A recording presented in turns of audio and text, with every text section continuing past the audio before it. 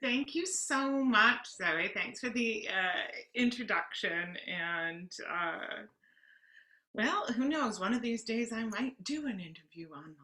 Or, yeah, especially with everything online. I'm coming to you, as you said, from the traditional territory of the Squamish Nation, which is called Nexwlélexm, otherwise known as Bowen Island. Um, And I just wanted to thank Zoe and Leanne and Margaret and Sharon and all of you at Planet Earth Poetry and Daniel for inviting me to read tonight, and also just for keeping poetry going strong during the pandemic and whatever may come. So, and I love this group of Victoria poets. I feel so much at home here. Like many of you, I've been on poetry retreats with Lorna Crozier, Patrick Lane, or Laura Apol, and I'm just thank you so much for coming out tonight. So tonight I'm reading from this book. This is the new book, and it is Nothing You Can Carry. And the cover was actually done by a Bowen Islander who is a young man who is now an Instagram sensation, which is kind of fun. But he is, his name is amidst, and he's got his whole Instagram thing happening if you're interested in his work. So last week I was with you and I was so inspired by Evelyn Lau's reading and the intimacy and the quietness of her poems. And some of my poems are loud and confrontational, but I thought, we've got this. You are a rare, dedicated poetry audience, and I haven't had a chance to read some of my quieter poems because, the climate justice poems can get really kind of in your face. So I'm going to pick some different poems for this reading. I'm going to start off with a dystopian poem called Apologue. And apologue is a fancy name for a moral fable, especially one with an animal in it. My great-granddaughter put a wisp of blue in my palm. She asked, "What is this?" She wouldn't tell me where she found it. It took me a while to remember the word, feather. Once, I told her, when I was a little girl, birds flew through the air and built nests in trees. Each had its own tune and plumage.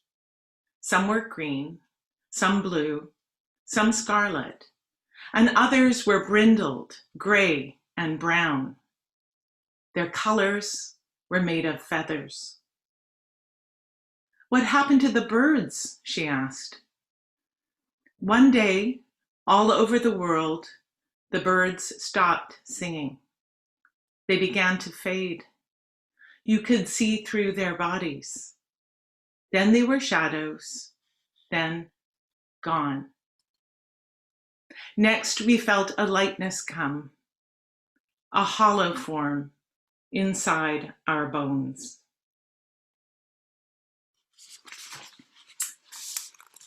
This next poem is another bird poem. I almost decided to do a reading of only poems with birds in them because I counted 17 in this book. This one is called The Cinnamon Bird. One fall, when the leaves turned color, a bird came and trilled a cadenza for three I loved. As it sang, their bodies curled into themselves. 2 years later, the bird came back, this time for my daughter's lover. It was spring. The lilacs bloomed. Yesterday, it returned to perch on the cedar branch outside my sister's summer house. Her rooms lilt with its singing. When the bird comes, the world light turns red. The heart stops beating. When it leaves, it takes the seasons with it.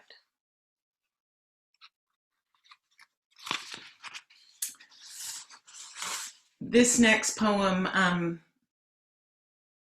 I've had a very deep sadness of watching helplessly as two of my nieces died of cancer far too young. And I've also been feeling the loss of other young folks in and outside my family due to illness, opioid poisoning, which is the other pandemic. And this next poem is dedicated to them. It's called eschatology, which is a term for the study of last things. And it is also, it's also a poem about a forest. Eschatology. In the new forest, it is the young who die, and the dying wear their hair long. Braids trail down from dwindling limbs. Moss wraps skirts around slim trunks.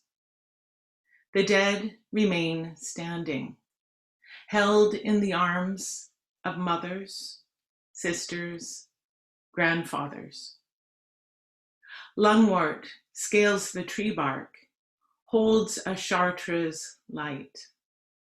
This life from loss, this living plated with the dead. Lichens climb earth to sky, clasp the bowls with 1,000 hands. Touch me, says death. I am soft and green as spring.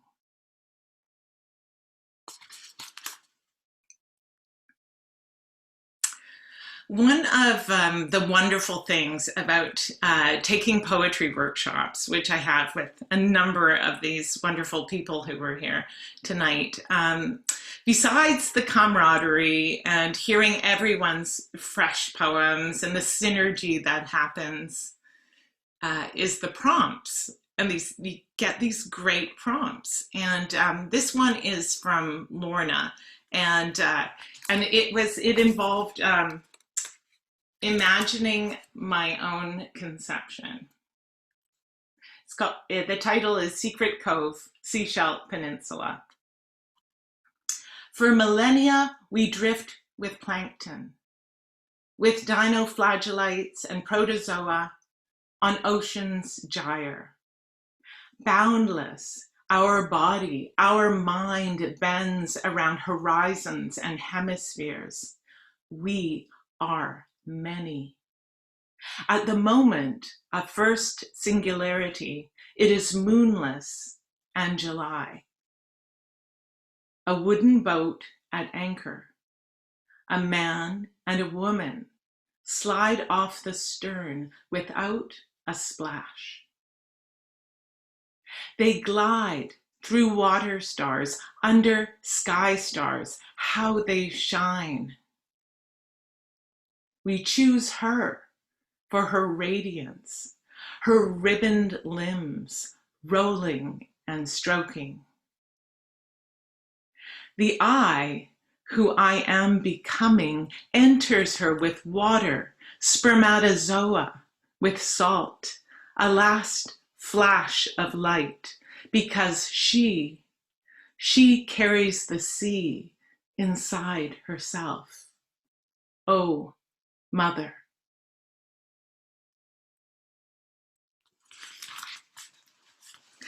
I want to also thank Barbara Pellman for the flash of light at the end of this poem, because she was the one who told me that at that moment, there's a flash of light. And I just thought, oh, I love that. It's got to go in a poem before Barbara puts it in a poem. And I hope she's put it in a poem too. So, not to leave out fathers, I've got a poem titled here, If Father Was a Tree in the Boreal Forest. And there's a word in here called a spile. That might be unfamiliar. And a spile is the tube that gets tapped into the sugar maple to collect the sap. If father was a tree in the boreal forest, let's say he was a sugar maple, drawing up water for me to drink, roots in cracks in granite shield, raising drafts sky high from lake, from creek, from beaver pond. Let's say he held my brothers and sisters, the lot of us. We'd be his keys. We'd hang off branches, rock away summer's breeze until the leap. Tiny helicopter children in double samaras twirl, and 1,000 scarlet hands clap our turning. Say I could hear the mud song below the register of birds, violet and columbine, the chorus of trillium, those holy innocents, the cold-blooded tune of the salamander and the little green snake. Say I learned to stand still from him, give only sugar when the spile pierced the phloem. Compare these lines on my palms, my 5 fingers, with this leaf. My faith would be like his, like Solomon's, in seasons, the greening time and the time of fire walking, the snow death, which is not death, but a walking naked through black and white. Let's say father was a sugar maple, and I awoke just one day to a sweetness in my mouth.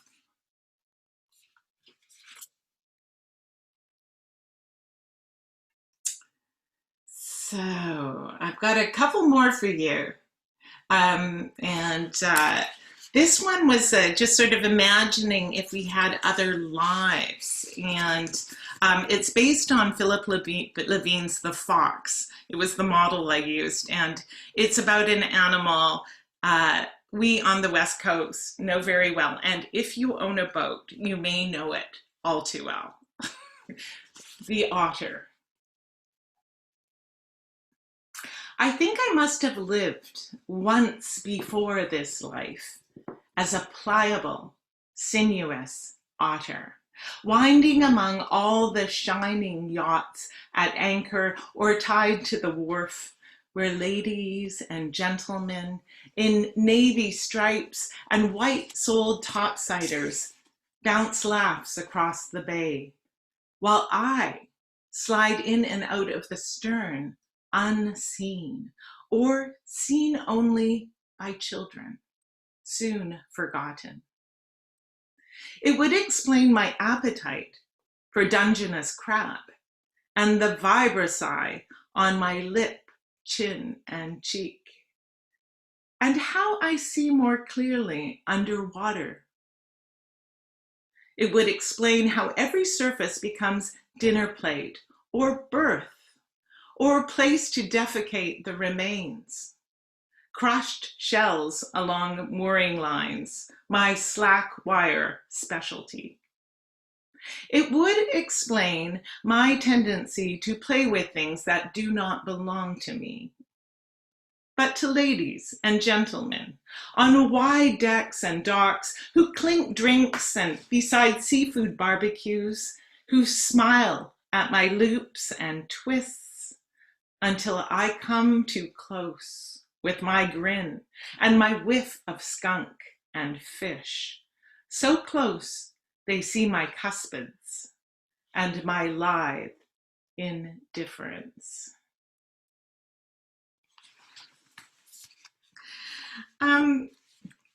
Okay, and then to finish up, I thought I'd write like a different kind of poem altogether, and it was I've written a whole series of poems based on fairy tales. I was like a fairy tale freak when I was a kid. I read them all over and over and over and over again. And so it was fun to just sort of crack open a book and see what would happen. And not all of them were successful, but a few made it into this book. And this one is, it's based on a fairy tale called Jorinda and Joringel. And it's about a youth and a maiden. I'm going to give you, because it's sort of a, you'll see, but I just want you to know a little bit about it. A youth and a maiden walk too close to the walls of an enchantress when the sun sets, and the maiden is turned into a bird and taken away, and the Jorangel, he searches for her. And you know, it seemed like such a common story that when you lose what you had and then you start that search. So, Jorangel. And so he lost her as shadows fell across the meadow beside the barbed wire fence. For years, he drifts between towns, working for bed, food, a fix. Every night, the same dream. Her hand reaches for his in twilight, and he is turned to stone. He wakes to a strange body, rigid. Always he studies faces. The waitress at the diner, so tired. A woman standing scarecrow in her garden. When he walks, he picks up whispers, glimpses, birdsong, flower, pearl. In the woods, tree fungus flares like lace. Such delicate ears listening for summer's slow approach. What he wants is to go back to before her eyes went dark. In his dream, he finds lady's mantle, a leaf that cups a bead of dew. He brings it to the school's iron gate. A touch, and each lock springs open. Doors swing into a dormitory of birds, silent in cages.